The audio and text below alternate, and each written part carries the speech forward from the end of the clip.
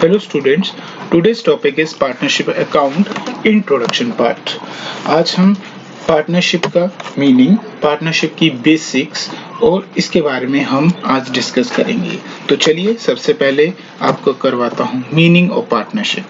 Partnership का meaning से पहले मैं आपको एक चीज सोल ट्रेडिंग कंसर्न के बारे में। Sole trading concern only one man invest capital and undertake the risk business and manage the affairs of the business, but there is the limited of the resources of the sole trader. Sole trader के पास limited resources होते हैं। one man investment capital है उसके पास, वो business के risk को अकेले ही manage करता है। ये है sole proprietorship। बट बात करेंगे पार्टनरशिप की, तो आप पार्टनरशिप से पहले आपको सोल ट्रेडरशिप इसलिए बताया कि एक वन पर्सन क्या करता है, अगर वो सोल प्रोप्राइटरशिप है, अकेला बिजनेस करे, वो क्या करेगा। तो उसके बाद हम करेंगे पार्टनरशिप। पार्टनरशिप में क्या है कि जब दूसरा पर्सन उसके साथ मिलेगा, तो क्या लाएगा, कैपिटल लाएगा। जो रिस्क बेयर कर रहा है वो इकट्ठे बेयर करेंगे, जो एक्सपेंसेस बेयर किए जा रहे हैं वो इकट्ठे बेयर किए जाएंगे। That is a partnership. जब दो पर्सन या दो से ज्यादा पर्सन मिलकर एक बिजनेस को रन कर रहे हैं और उसमें जो प्रॉफिट और लॉस जो भी होगा उसको इक्वली या एज पर एग्रीड रेशो, जिस रेशो में उन्होंने डिसाइड किया गया है, उसको वो डिवाइड करेंगे। That is and they are said to be in partnership. तो वो एक पार्टनरशिप में आएंगे। They act both as an agent and the principal of the firm. वो ये दोनों जो भी पर्सन होंगे या जितने भी पार्टनर्स एक फर्म में, एक पार्टनरशिप फर्म में काम कर रहे हैं, तो उसमें जो भी पार्टनर होंगे वो एजेंट भी हैं उस फर्म के और प्रिंसिपल भी हैं उस फर्म के। एंड नाउ पार्टनरशिप एक्ट 1932 क्या कहता है। Partnership 1932, Indian partnership act 1932, according to section 4, the partnership as the relation between person who have agreed to share the profit of business carried on by all or any of them acting for all। कि partnership act क्या कह रहा है कि जब हम दो persons एक रिलेशंस में आए पार्टनरशिप की हेल्प से, तो वो बिजनेस रन कर रहे हैं और उस बिजनेस से जो भी प्रॉफिट मिलेगा, जो भी लॉस मिलेगा, उसको एग्रीड रेशो में शेयर किया जा रहा है। That is called a partnership. चलिए सेकंड है हमारे पास फीचर्स। फीचर्स क्या है, सबसे पहले है टू और मोर पर्सन। तो आपको सबसे पहले ये बता दे कि पार्टनरशिप में कम से कम दो पर्सन होंगे, यानी कि एक अकेला पर्सन का पार्टनरशिप करके नहीं ना कुछ कर सकता, इसलिए कम से कम दो पर्सन होंगे। वो अपने बीच में एक समझौता करेंगे बिजनेस को करने के लिए कि उसमें उसका मैक्सिमम रिस्क कितना होगा या उसको लॉसेस कितने बेर होंगे, तो वो दोनों पर्सन डिसाइड करेंगे। In order to form partnership there should be at least two person coming together for a common goal. In other words, the minimum number of partners in a firm can be 2। अगर हम कोई भी partnership form कर रहे हैं उसमें minimum partners की जो नंबर है वो मिनिमम 2 चाहिए। And there is however a limit on their maximum number. इसका मैक्सिमम नंबर भी है। If a firm is engaged in the banking business, अगर कोई भी फर्म बैंकिंग बिजनेस करे, बैंकिंग में क्या होता है, डिपॉजिट लेना, लोन देना, ये सभी काम जो बैंकिंग के साथ रिलेटेड है, अगर वो काम एक पार्टनरशिप फर्म कर रही है तो उसमें मैक्सिमम 10 पार्टनर्स चाहिए। और why in case of any other business the maximum number और कैन बी 20। तो उसमें 20 चल सकता है। Number second is agreement. Partnership is the result of an agreement between two or more persons to do business and share its profit and loss. The agreement becomes the basis of relationship between the partners. तो दो partner है, उसमें relationship कैसे create हुआ, उन दोनों में agreement हुआ। वो एग्रीमेंट रिटन भी हो सकता है, वो एग्रीमेंट ओरल भी हो सकता है, जिसको हम आगे जाके रीड करेंगे, जिसको हम पार्टनरशिप डीड कहते हैं। The agreement become the basis of relation between the partners. It is not necessary that such agreement is in written form and oral agreement is equally valid. कि दोनों में जरूरी नहीं है कि रिटन एग्रीमेंट हो पार्टनरशिप फॉर्म करने के लिए। दोनों में ओरल अगर एग्रीमेंट हो गया तो उसको भी वो वैलिड माना जाएगा। बट अगर हमारे पास रिटर्न एग्रीमेंट होगा तो इन केस हमें फ्यूचर में कोई डिस्प्यूट हमारे पार्टनर्स के साथ होता है तो वो उसको अवॉइड करने, उस डिस्प्यूट को सॉर्ट आउट करने के लिए रिटर्न एग्रीमेंट काम आएगा, ओरल एग्रीमेंट वहां पे काम नहीं आएगा। इसलिए पार्टनरशिप फर्म में हम ज्यादातर क्या करते हैं कि जो एग्रीमेंट है उसको written form में करते हैं। Now third point is business. The agreement should be carried on some business where co-ownership of the property does not amount of partnership। कि जब हम पार्टनरशिप कर रहे हैं वो किसी बिजनेस से रिलेटेड है, हम प्रॉपर्टी के साथ बिजनेस नहीं करें, हम प्रॉपर्टी के लिए पार्टनरशिप नहीं कर रहे, हम पार्टनरशिप कर रहे हैं पार्टनरशिप के लिए। For example, if Rohit and Sachin jointly purchase a plot of land they become the joint owner. तो अगर रोहित और सचिन ने एक प्रॉपर्टी परचेज की, एक प्लॉट परचेज किया, बट वो उसके क्या हुए, जॉइंट ओनर हुए उस प्रॉपर्टी के, नॉट द पार्टनर, वो पार्टनर नहीं हुए। But if they are in the business of purchase and sale of land, अगर उनका बिजनेस है लैंड को सेल और परचेज करने का, तो उससे जो प्रॉफिट होगा और वो प्रॉपर्टी जो परचेज कर रहे हैं वो दोनों मिलके कर रहे हैं, तो वो उस फॉर्म में जो भी प्रॉफिट होगा वो डिवाइड करेंगे और उसको हम पार्टनर्स कहेंगे। अगर हम प्रॉपर्टी अपने लिए परचेज कर रहे हैं तो 2 पर्सन मिलकर परचेज कर रहे हैं तो वो जॉइंट ओनर हुए। अगर वो बिजनेस पर्पस के लिए काम कर रहे हैं, कोई भी एक्टिविटी कर रहे हैं वो बिजनेस के लिए कर रहे हैं, तो वो पार्टनर्स कहलाएंगे। Now fourth point is sharing of profit. Another important element of the partnership is that the agreement between partner must be to share profit and loss of the business। हम कोई भी बिजनेस कर रहे हैं उसमें हमारे लिए सबसे इंपॉर्टेंट क्या चीज है, मैं कोई सोशल वेलफेयर के लिए काम तो नहीं कर रहा, सोसाइटी का तो काम जो चलता है, बट मेरा ऑब्जेक्टिव क्या है, प्रॉफिट अर्न करना। तो मेरा अगर प्रॉफिट अर्न हो रहा है पार्टनरशिप फर्म में तो उसमें से सबसे पहला एग्रीमेंट प्रॉफिट को कैसे शेयर करना है, प्रॉफिट को कैसे डिवाइड करना है। Though the define the content in the partnership act describe the partnership as the relation between two people who agree to share the profit of a business। आपने partnership firm 1932 section 4 की definition भी आप पढ़ोगे तो उसमें भी बताया गया है कि जो रिलेशंस है पार्टनर्स का आपस में, उसमें क्या है, वो एग्री कर रहे हैं प्रॉफिट्स को शेयर करने में, जो बिजनेस का प्रॉफिट है उसको कैसे शेयर करना है। And sharing of loss is implied, same जैसे प्रॉफिट शेयर करेंगे वैसे ही उनको लॉस भी शेयर करना पड़ेगा। And thus sharing of profit and loss is important if some person join hands for the purpose of some charitable activity, it will not be termed as partnership। अगर हमारा motive profit earn करना है, हम profit organisation run कर रहे हैं, तभी वो पार्टनरशिप फर्म होगी। अगर मैं कोई चैरिटेबल बिजनेस कर रहा हूँ, चैरिटेबल बिजनेस ही चैरिटेबल एक्टिविटीज कर रहा हूँ, जैसे मैंने कोई चैरिटेबल हॉस्पिटल ओपन कर लिया या मैंने कोई स्कूल ओपन कर लिया चैरिटेबल, तो वो मेरे लिए पार्टनरशिप नहीं होगी, because that is a activity, charitable activity है, सोशल वेलफेयर एक्टिविटी है वो। चलिए, number 5th point is liability of partnership.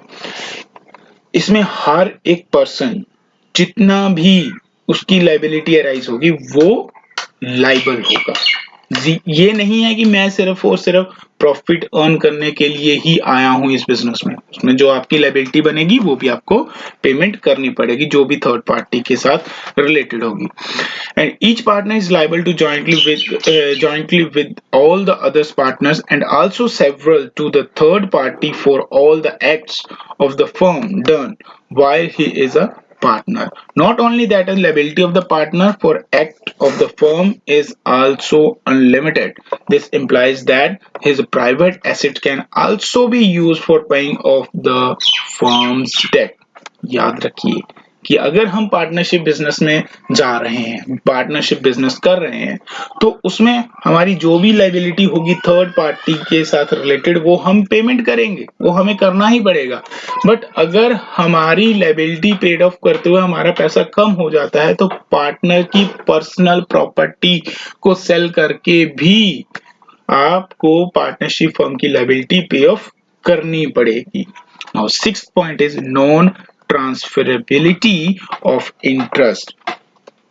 Interest, अपना जो राइट्स है वो सिर्फ और सिर्फ सेम पर्सन्स के साथ रहेंगे। मान लो कि मैंने सचिन के साथ, रोहित ने सचिन के साथ बिजनेस कर रहा है, तो सचिन अपना राइट अपने फादर को ट्रांसफर नहीं कर सकता पार्टनरशिप फॉर्म में, क्योंकि रोहित ने सचिन के साथ एग्रीमेंट किया कि उसके साथ बिजनेस करे, उसके पापा के साथ उसने एग्रीमेंट नहीं किया। सो अपना वो इंटरेस्ट ट्रांसफर नहीं कर सकता, अपने वो डिसीजन अपने पापा को नहीं दे सकता कि आप डिसीजन लो मेरे बिजनेस का, नहीं, वो उसको खुद ही लेना। वो डिस्कस कर सकता है, वो फैमिली में डिस्कस करो, उसकी अलग पॉइंट है, वो अपने पापा को उस बिजनेस में इन्वॉल्व नहीं कर सकता, ठीक है नो। पर उस अगर वो इंक्लूड करना भी चाहता है, अपॉइंट करना भी चाहता है, उनको अपने बिजनेस में लाना भी चाहता है, तो पहले सभी पार्टनर्स की कंसेंट होना जरूरी है, सभी पार्टनर्स का मानना जरूरी है। जब तक सभी पार्टनर नहीं मानेंगे तब तक आप कोई भी इस तरह का काम नहीं कर सकते, क्योंकि जो बिजनेस है वो आपके साथ किया जा रहा है, किसी अनदर पर्सन के साथ नहीं किया जा रहा। Now act, the partnership act is governed bye partnership act 1932। जो पार्टनरशिप एक्ट है वो 1932 है। इंडिया में इंडियन पार्टनरशिप एक्ट 1932 एप्लीकेबल होता है। जो भी हम पार्टनरशिप फॉर्म, पार्टनरशिप रूल्स, वही हमारे इंडियन पार्टनरशिप एक्ट 1932 के ही एप्लीकेबल होती है। रजिस्ट्रेशन, पार्टनरशिप फर्म को रजिस्ट्रेशन करवाना कंपलसरी नहीं है, बट फिर भी अगर पार्टनर चाहते हैं कि हम उसको रजिस्टर्ड करवाएं तो वो रजिस्ट्रार ऑफ फर्म्स के पास अपनी फर्म को रजिस्टर्ड करवा सकते हैं। नाउ अब मेन पॉइंट आता है पार्टनरशिप डीड। पार्टनरशिप डीड क्या है? मैं पार्टनरशिप कर रहा हूं, मैं एग्रीमेंट कर रहा हूं, वो जो एग्रीमेंट वर्ड है that is called a partnership deed. जब दो पार्टनर्स मिलके बैठ के बात कर रहे हैं कि आपकी ये ड्यूटीज है, मेरी ये ड्यूटीज, आपके ये राइट्स है, मेरे ये राइट्स है, आप कितना कैपिटल लाओगे, मैं कितनी कैपिटल लाऊंगा, हम कितने टाइम तक बिजनेस करेंगे, ये जो टर्म एंड कंडीशंस का पूरा एक चिट्ठा बनेगा उसको हम कहते हैं partnership deed. Partnership come into existence as a result of agreement. जो पार्टनरशिप बनी कैसे है? जब हमारा एग्रीमेंट हुआ। अगर हम एग्रीमेंट करें, एक पार्टनर दूसरे पार्टनर, एक पर्सन दूसरे पर्सन के साथ एग्रीमेंट कर रहा है, वो रिटर्न भी हो सकता है, वो ओरल भी हो सकता है, बट वैलिड, ज्यादातर वैलिड किसको माना जाएगा कि रिटर्न होना चाहिए। वैलिड दोनों है, ओरल भी हो सकता है, रिटर्न भी हो सकता है, बट अगर हमारा इन फ्यूचर डिस्प्यूट हुआ तब हम ये तो नहीं कहते मैंने उसको कहा था, हमारे पास अगर रिटर्न हुआ तो वो वैलिड चीज होगी। तो the agreement can be either oral or written, and the partnership act does not require the agreement must be in written. तो ये मैंने बताया आपको कि पार्टनरशिप जो डीड है, एग्रीमेंट है, वो जरूरी नहीं है वो रिटन में हो, बट ओरल भी हो सकती है। आप उसको रिटर्न रखो, वो डॉक्यूमेंट जो है आपकी पार्टनरशिप डीड के किसी भी डिस्प्यूट को सॉर्ट आउट करने में हेल्प करेगा। जनरली पार्टनरशिप डीड में होता क्या है, जिसमें पूरी टर्म एंड कंडीशन, आप हम कौन सा बिजनेस कर रहे हैं, फर्म कौन सी है, फर्म में कितने पार्टनर्स है, पार्टनर्स की पूरी डिटेल क्या है, पार्टनर्स कितनी कैपिटल लेके आ रहे हैं, पार्टनर्स को कितना कितना प्रॉफिट मिलेगा, पार्टनर्स को अगर पार्टनर ने कैपिटल लगाई है तो उसको कितना इंटरेस्ट दिया जाएगा, अगर वो विड्रॉ कर रहा है पैसा, ड्राइंग ले रहा है बिजनेस में से, तो उसके ड्राइंग के ऊपर कितना इंटरेस्ट चार्ज किया जाएगा, पार्टनर को सैलरी देनी है कि नहीं देनी, फीस देनी है, कमीशन देनी है, इंटरेस्ट ऑन लोन पेमेंट करना है, ये वो अगर देना है तो कितना देना है, अगर नहीं देना तो किस लिमिट तक नहीं देना, वो पूरी term and condition partnership deed में होती है। ये है पार्टनरशिप डीड की importance. Now, what is the importance of partnership deed? Partnership deed के अंडर हमारे कुछ टर्म एंड कंडीशंस होती है, जैसे मैंने आपको बताया है, जिसमें से सबसे पहले it define the rights, duties and liability of each partner. जितने भी पार्टनर काम कर रहे हैं, हर एक सिंगल पार्टनर्स के राइट्स क्या होंगे, उसकी ड्यूटीज क्या होंगी, उसकी लायबिलिटीज क्या होंगी, एक फर्म के स्मूथ फंक्शनिंग के में वो हेल्प करता है। और second point, it's legal document. Legal document है जिसपे पार्टनर्स ने साइन किए हैं, पार्टनर्स ने उसको एग्री किया है साइन करके, तो कोई भी डिस्प्यूट होगा इन फ्यूचर पार्टनरशिप में या पार्टनर्स में, तो उसको पार्टनरशिप डीड के साथ सॉर्ट आउट किया जा सकता है। And accounting record become more genuine and transparent as the partnership deed guide about the various issues of accounting such as interest on capital, interest on drawing, salary, commission payable to the partner। अगर हमने कोई भी payment करनी है partner को, कोई भी accounting records को वो जेन्युइन वे के साथ रिकॉर्ड किया जा सकता है अगर हमारी पार्टनरशिप डीड में वो सारी टर्म एंड कंडीशन क्लैरिफाई की गई हो। नाउ ये है कंटेंट कि क्या क्या होता है हमारी पार्टनरशिप डीड में। सबसे पहले है name and address of the firm and it's main business, कि हम कौन सा बिजनेस कर रहे हैं।